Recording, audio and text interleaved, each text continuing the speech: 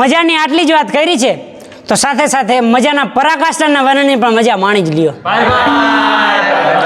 પાનના ગલે ઉભો એક મોજીલો, લીગલી છૂટ છે એવા 50 માઇક્રોનના પ્લાસ્ટિકમાં બાંધેલો એક મસાલો, અને મસાલો પણ કેવો કે જેમાં પિતા પુગફલ અને માતા તામ્રપર્ણી.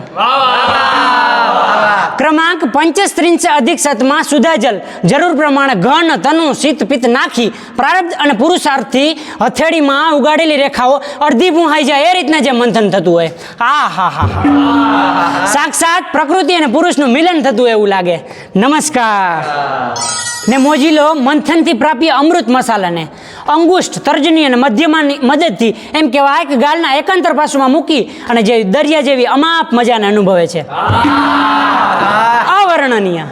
ને મોજીલો સામેવાળાના કર્ણ સુધી તો પહોંચી જાય પણ એની ઇન્દ્રિયો ન સમજી શકે એવા અસ્પષ્ટ ઉચ્ચારણ અને વચ્ચે વચ્ચે પાછો અતિ શુભ શબ્દ સાથે જે ફેંકતો હોય, આ હા પણ એ બધું એના હાવભાવથી જ ખબર પડી જાય હો કે દિલ્હીના નેતાઓને રાજકારણ શીખવાડે છે, કોહલીને બેટિંગ શીખવાડે છે કે પોતાના લંગોટિયા અમેરિકાના જોઈ બાઇડનની વાત કરે છે. પણ આ શું, એટલામાં આજ તો મસાલાયુક્ત લાલાશ્રાવ મુખબાન તોડી અને છેક ઓસ દ્વાર સુધી આવી જાય છે.